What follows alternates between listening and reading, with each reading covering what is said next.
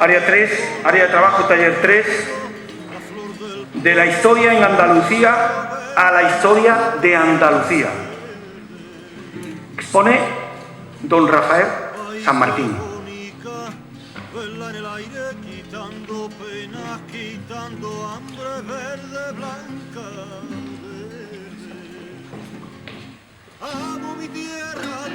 Buenos días.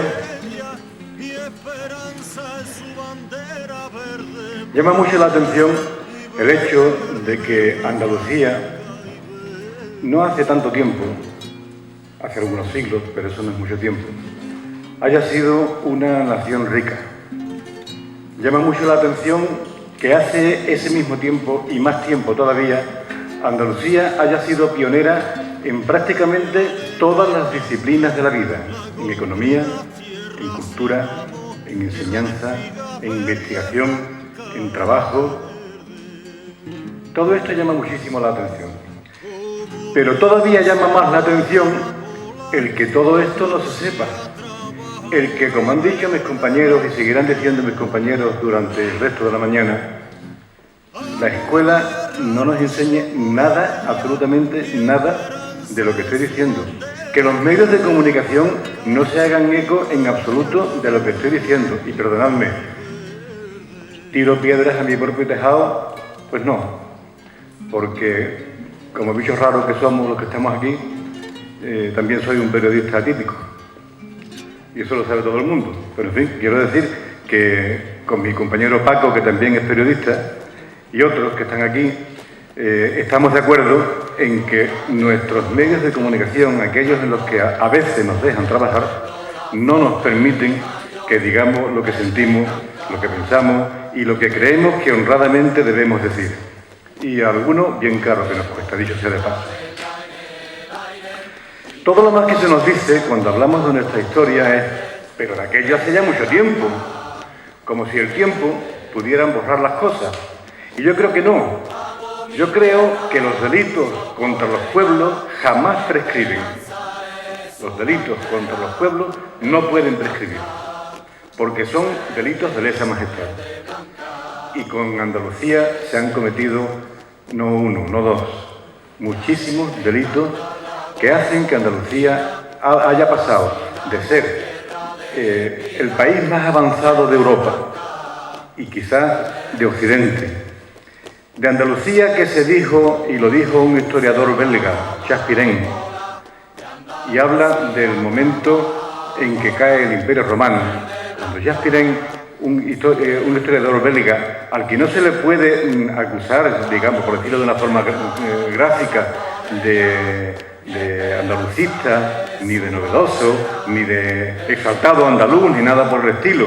Y cuando él dice, en su libro, Las grandes corrientes de la historia, en aquel momento solo quedan dos focos de cultura en Europa, al este Bizancio, al oeste Córdoba. Cuando eso nos lo dice un historiador belga, considerado además uno de los más respetables del mundo, uno de los de más credibilidad del mundo, nosotros deberíamos tener la obligación de tomárnoslo en serio, porque lo que ha pasado, lo que nos ha pasado, no son hechos que pasaron hace mucho tiempo. Lo que nos ha pasado ha tenido como consecuencia el que nos encontremos ahora como estamos.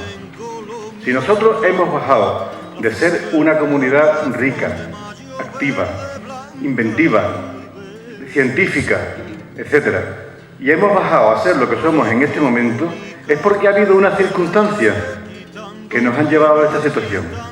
Por eso es tan importante conocer la historia.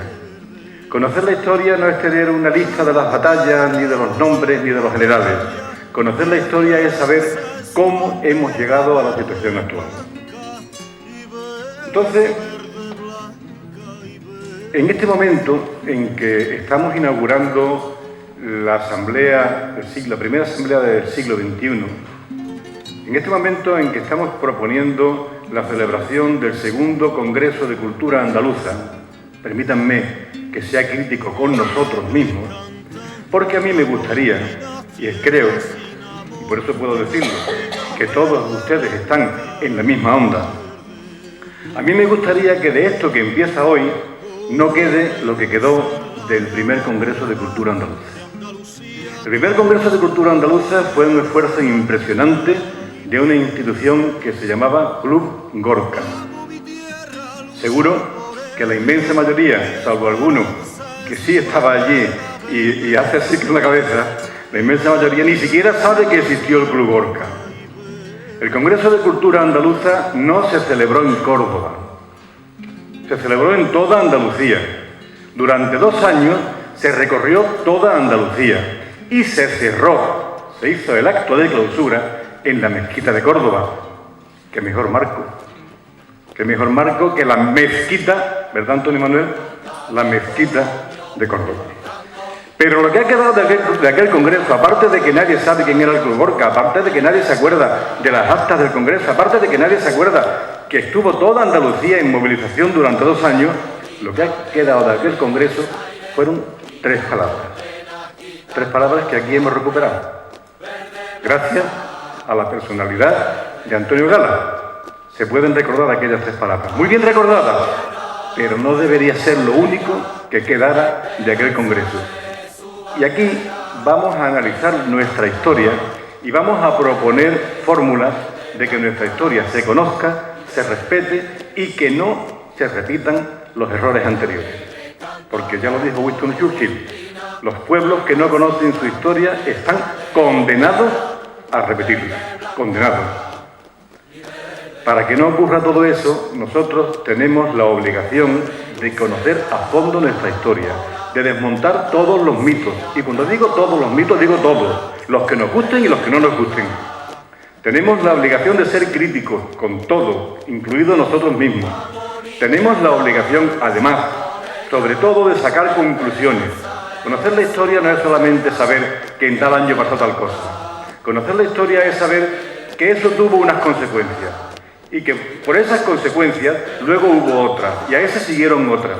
Y todo eso es lo que nos ha llevado a la situación actual. Y para que eso no ocurra, tenemos que cambiar nuestra historia. Y ese es nuestro objetivo. Que Andalucía viva, viva. Muchas gracias.